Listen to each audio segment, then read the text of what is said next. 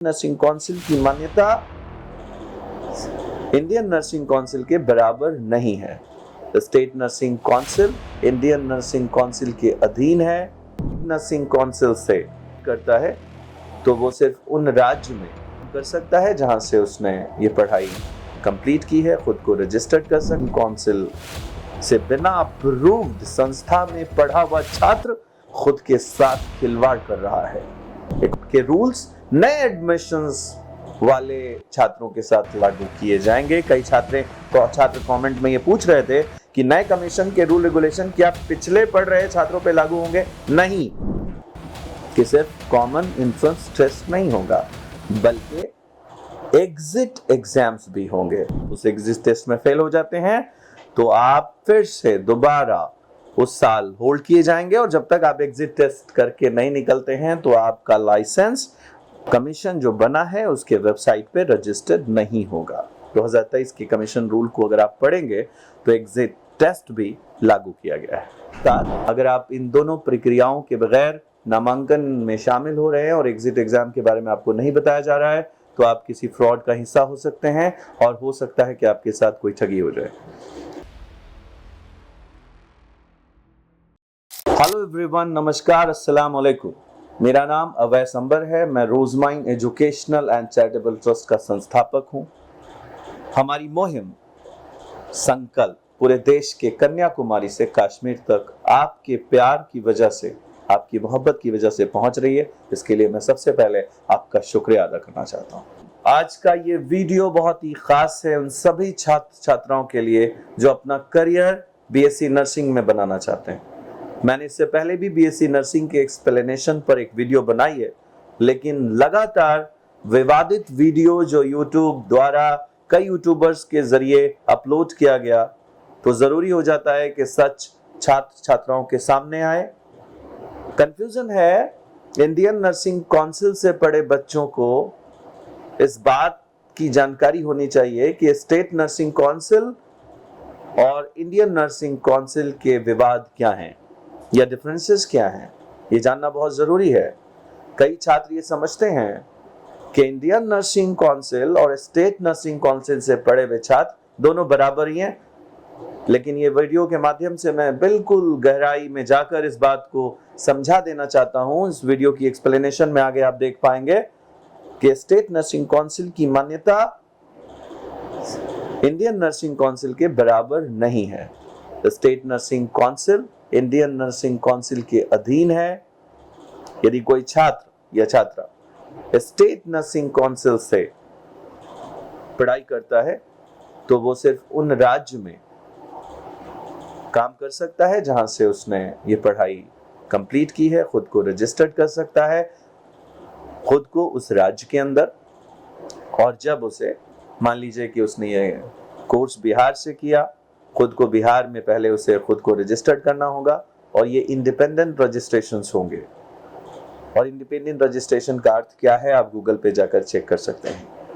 यदि वही छात्र कल दिल्ली जाता है, मुंबई जाता है, उत्तर प्रदेश जाता है और वो छात्र वहां अपनी प्रैक्टिस शुरू करना चाहता है तो पहले उसे बिहार में खुद की रजिस्ट्रेशन को कैंसिल करके और उत्तर प्रदेश में खुद को फिर से रजिस्ट्रेशन के लिए एप्लीकेशंस देने होंगे। ये एक बड़ा फर्क है। इंडियन नर्सिंग काउंसिल से पढ़े छात्र को वन टाइम लाइसेंस रजिस्ट्रेशन मिल जाता है और इंडियन नर्सिंग काउंसिल की एक क्लिक से ही पता चल जाता है कि ये एक छात्र नर्स है और एक रजिस्टर्ड नर्स के रूप में, ना कि वो भारत में बल्कि पूरी दुनिया में काम कर सकता है। इंडियन नर्सिंग काउंसिल से बिना अप्रूव्ड संस्था में पढ़ा हुआ छात्र खुद के साथ खिलवाड़ कर रहा है। According to me, Indian Nursing Council की अप्रूवल के बगैर किसी संस्था में नामांकन ले रहे छात्र गलत दिशा में फैसला कर रहे हैं। ये पॉइंट बहुत क्लियर हो जाना चाहिए कि स्टेट नर्सिंग काउंसिल की मान्यता इंडियन नर्सिंग काउंसिल के अधीन है। The national nursing midwifery commission की स्थापना 2023 में सिर्फ एक उद्देश्य के साथ की गई कि इंडियन नर्सिंग काउंसिल जिस तरह से काम कर रहा था उसमें कई नई चीजें लाई गई हैं। और वो नई चीजें क्या हैं? छात्र कान खोलकर सुन लें। और बहुत ध्यान से समझ लें कि अब बीएससी नर्सिंग वैसा कोर्स नहीं रहा जैसा कि वो 2022 में था, 2023 में था, 2021 में था, 2022 में। पिछले वर्षों में जो कुछ भी हो गया वो हो गया। जो जहां थे, जहां से पढ़ रहे हैं, इंडियन नर्सिंग काउंसिल के अप्रूव्ड कोर्स में पढ़ रहे हैं, उनके साथ नए कमीशन के रूल्स लागू नहीं होंगे। नया कमीशन के रूल्स नए एडमिशंस वाले छात्रों के साथ लागू किए जाएंगे। कई छात्र कमेंट में ये पूछ रहे थे कि नए कमीशन के रूल रेगुलेशन क्या पिछले पढ़ रहे छात्रों पे लागू होंगे? नहीं। जिन्होंने जिस टर्म्स कंडीशन के साथ एडमिशंस किए वो जहां थे वही हैं। अब नया कमीशन नए एडमिशन के तरीके को अपनाएगा और जो नए एडमिशन का तरीका होगा, उस एडमिशन जिन कंडीशंस पे किए गए हैं वो ये हैं कि यदि आप अब नर्सिंग काउंसिल में एडमिशन लेना चाहते हैं, नए कमीशन के हिस्सा बनना चाहते हैं, the national nursing and midwifery commission में नए एडमिशन का जो तरीका है वो ये है कि पूरे भारत में कॉमन एंट्रेंस टेस्ट होंगे। आप जिस भी राज्य में एडमिशन लेना चाहते हैं, मान लीजिए आप बिहार में लेना चाहते हैं, तो बिहार गवर्नमेंट के अंतर्गत जो कॉलेजेस हैं जो इंडियन नर्सिंग काउंसिल से अप्रूव्ड हैं, वो एक टेस्ट करवाएंगे और वो कॉमन टेस्ट के थ्रू ही आपका नामांकन होगा। चाहे आप उत्तर प्रदेश के हैं, अगर कोई कॉलेज आपको इंडियन नर्सिंग काउंसिल से अपने आप को अप्रूव बता रहा है और डायरेक्ट एडमिशन देता है, तो वो फ्रॉड करने जा रहा है आपके साथ। कोई भी छात्र बिना कॉमन एंट्रेंस एग्जाम के थ्रू, कॉमन एंट्रेंस टेस्ट के थ्रू ही नामांकित होगा। पूरे देश में एक ही कानून होगा। और याद रहे कि सिर्फ कॉमन एंट्रेंस टेस्ट नहीं होगा, बल्कि एग्जिट एग्जाम्स भी होंगे। यानी कई बार क्या होता है कि छात्र बिना मेरिट रखे एडमिशंस ले लेते हैं। ऐसी दो चीजों को समझना जरूरी है। ये पहले भी हो चुका है डिप्लोमा फार्मेसी के अंतर्गत। यदि आपने डिप्लोमा फार्मेसी में एडमिशन लिया है तो आपको एग्जिट एग्जाम्स देने होंगे। और बिल्कुल ऐसा ही अब नर्सिंग में हुआ है कि यदि आप बीएससी नर्सिंग कोर्स कर रहे हैं तो कॉमन एंट्रेंस टेस्ट के थ्रू एडमिशन होगा, लेकिन यहाँ छोड़ा नहीं जाएगा आपको। यदि आपने ये कोर्स कंप्लीट कर लिया, आप डिग्री प्राप्त कर चुके हैं, तो डिग्री मिलने से पहले एक आपको एग्जिट टेस्ट देना होगा। यदि आप उस एग्जिट टेस्ट में फेल हो जाते हैं तो आप फिर से दोबारा उस साल होल्ड किए जाएंगे और जब तक आप एग्जिट टेस्ट करके नहीं निकलते हैं तो आपका लाइसेंस कमीशन जो बना है उसके वेबसाइट पे रजिस्टर्ड नहीं होगा। 2023 के कमीशन रूल को अगर आप पढ़ेंगे तो एग्जिट टेस्ट भी लागू किया गया है। साथ एक पागल इंसान ने यूट्यूब पे, एक यूट्यूबर है, उसने ये कहा कि आप नर्सिंग कीजिए और गवर्नमेंट जॉब प्राप्त कीजिए। हेलो, बिल्कुल गलत। ऐसे चीजों को करने के लिए सिर्फ इसलिए प्रचारित किया जाता है ताकि किसी क्षेत्र में नामांकन की प्रक्रिया को बढ़ाया जा सके। इंडियन नर्सिंग काउंसिल से अप्रूव्ड या नेशनल नर्सिंग मिडवाइफरी कमीशन जो नया बना, यदि आपने उसके अंतर्गत भी पढ़ाई की है और अप्रूव्ड संस्था से पढ़ाई की है तो कोई गवर्नमेंट जॉब नहीं होगा, कोई गवर्नमेंट जॉब डायरेक्ट नहीं होगा और ना ही किसी भी गवर्नमेंट जॉब में डायरेक्ट नौकरी का प्रावधान कानून में है। यदि आप नर्सिंग करते हैं, इंडियन नर्सिंग काउंसिल से अप्रूव्ड संस्थान से पढ़ते हैं, तो आपको 50% का रिजर्वेशन मिलता है। बस इतनी सी नई नॉर्म्स में चीजें देखने को मिली हैं। लेकिन कोई ये कहे कि आप इंडियन नर्सिंग काउंसिल से अप्रूव्ड या गवर्नमेंट संस्थान से अप्रूव्ड संस्थान में पढ़ाई कर रहे हैं तो आपको डायरेक्ट नौकरी मिल जाएगी, ये बिल्कुल गलत है। और ऐसे प्रचार में आकर आप अपना भविष्य तय नहीं करें।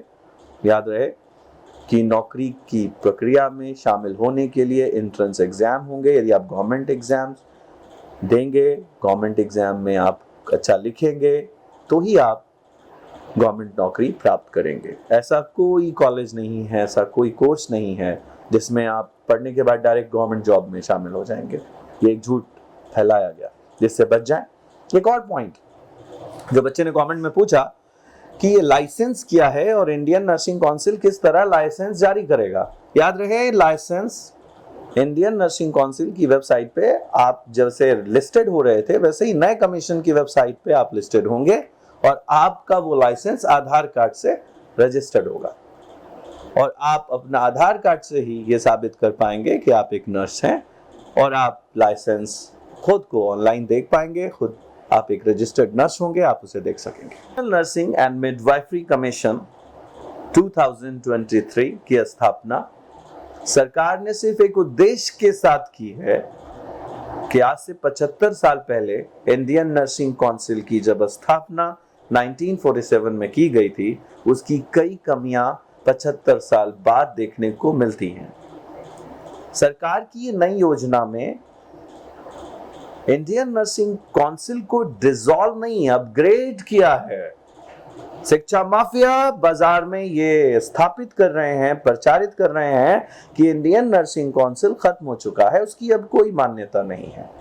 असल में भारत में गैर कानूनी तरीके से चल रहे सैकड़ों इंस्टीट्यूशंस नहीं, हजारों इंडियन नर्सिंग काउंसिल से विदाउट अप्रूव्ड इंस्टीट्यूशन चल रहे हैं, जो खुद को इंडियन नर्सिंग काउंसिल के बराबर स्थापित करने के लिए इंडियन नर्सिंग काउंसिल डिसॉल्व हो रहा है जैसी बातें बता रहे हैं। याद रहे छात्रों, state nursing council Indian Nursing council के अधीन था और अब यही नया कमीशन उसे लीड करेगा और नए कमीशन का नाम है the national Indian nursing midwifery commission. इस नए कमीशन में स्थापना जो की गई इंडियन नर्सिंग काउंसिल के अपग्रेडेशन की है, ना कि डिसॉल्व की है। याद रहे कि इंडियन नर्सिंग काउंसिल से अप्रूव्ड संस्थान में नामांकन पाने के लिए या नए कमीशन के निर्माण के बाद the national nursing and midwifery commission का हिस्सा बनने के लिए आपकी उम्र 17 साल होनी चाहिए, आपने फिजिक्स, केमिस्ट्री, बायोलॉजी में 50% प्राप्त किया होना चाहिए और इस कोर्स में प्राप्ति के लिए आपका इंग्लिश कोर्स कंपलसरी है। इंग्लिश आप पढ़े हुए होने चाहिए। मतलब कई बार बच्चे +2 करते हैं जिसमें इंग्लिश कंपलसरी पेपर नहीं लेते हैं, वो छात्र इस कोर्स से नहीं जुड़ सकते। इंडियन नर्सिंग काउंसिल के अप्रूव्ड संस्थान में या नए कमीशन की स्थापना के बाद अगर आप इस योजना को समझ पाए हैं तो मैं कंक्लूड कर दूं कि इंडियन नर्सिंग काउंसिल डिसॉल्व नहीं होने जा रहा है। The national nursing and midwifery commission तैयार हुआ है 2023 में, जिसके आप हिस्सा होने वाले हैं। और याद रहे, नोट डाउन कर लें कि आप एग्जिट एग्जाम भी देने वाले हैं, कॉमन एंट्रेंस टेस्ट भी देने वाले हैं। अगर आप इन दोनों प्रक्रियाओं के बगैर नामांकन में शामिल हो रहे हैं और एग्जिट एग्जाम के बारे में आपको नहीं बताया जा रहा है तो आप किसी फ्रॉड का हिस्सा हो सकते हैं और हो सकता है कि आपके साथ कोई ठगी हो जाए।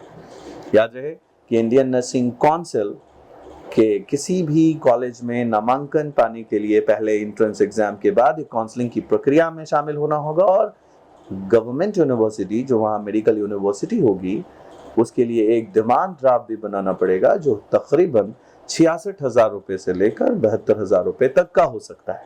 ये डिमांड ड्राफ्ट या बैंक ट्रांसफर आप डायरेक्ट यूनिवर्सिटी को करेंगे और बाद में यूनिवर्सिटी उस कॉलेज को फीस भेजेगी। यही प्रक्रिया अपनाई जाएगी काउंसलिंग में। यदि आप एडमिशन की प्रक्रिया को समझना चाहते हैं और आप बहुत कंफ्यूज हैं तो हमारी पहली वीडियो और इस वीडियो से मैं आपको ये बताना चाहता हूँ कि देश के 122 कोर्सों में Rose Mine educational and charitable trust, जिसका मैं खुद फाउंडर हूँ, 20,000 से ज़्यादा बच्चे पढ़ा रहा है।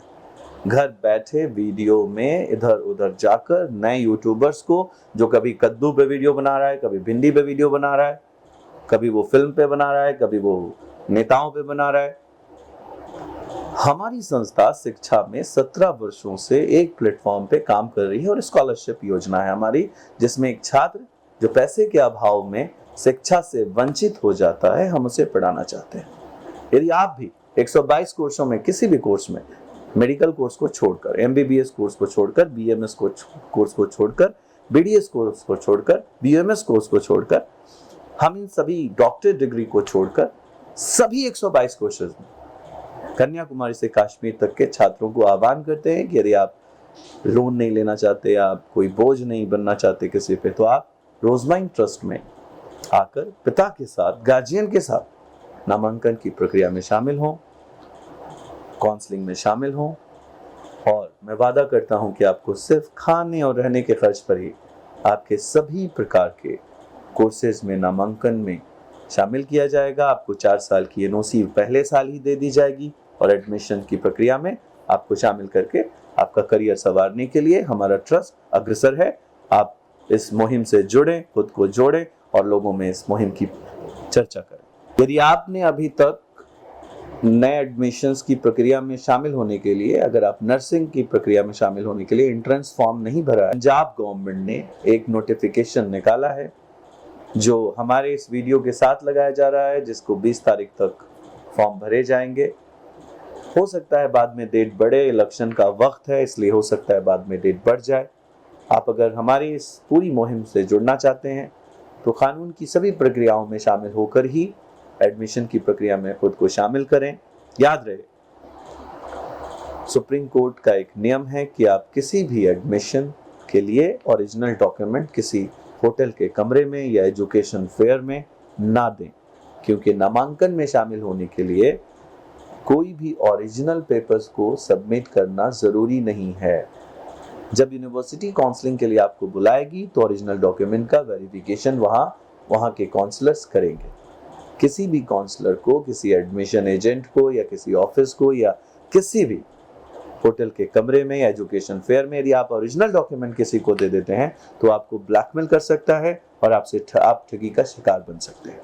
ध्यान रहे, ये वक्त है एडमिशन माफियाओं के एक्टिव होने का। ये वक्त है जब मुर्गियां अपने छोटे छोटे नन्हे नन्हे बच्चों को चिल और गिद्ध से बचाकर चलती हैं। ये वक्त है गिद्ध और चिल से बच्चों को बचाने के लिए। जिस तरह मुर्गियां अपने बच्चों को समेट कर चलती हैं, उस तरह आप नामांकन के वक्त बच्चों के बिल्कुल साथ रहें, इन्हें अकेला ना छोड़ें। मेरा नाम अभय संबर है, मैं रोजमाइन एजुकेशनल एंड चैरिटेबल ट्रस्ट का संस्थापक हूँ, फाउंडर हूँ, और हमारा मिशन सिर्फ एक है कि शिक्षा से कोई छात्र वंचित ना रहे, देश का ग्रॉस एनरोलमेंट रेशियो बढ़े। इसी मुहिम को लेकर हम लोग लगातार देश में बढ़ रहे हैं और आपसे अपील करते हैं कि आप भी हमारे इस मुहिम का हिस्सा बने। Thank you so much.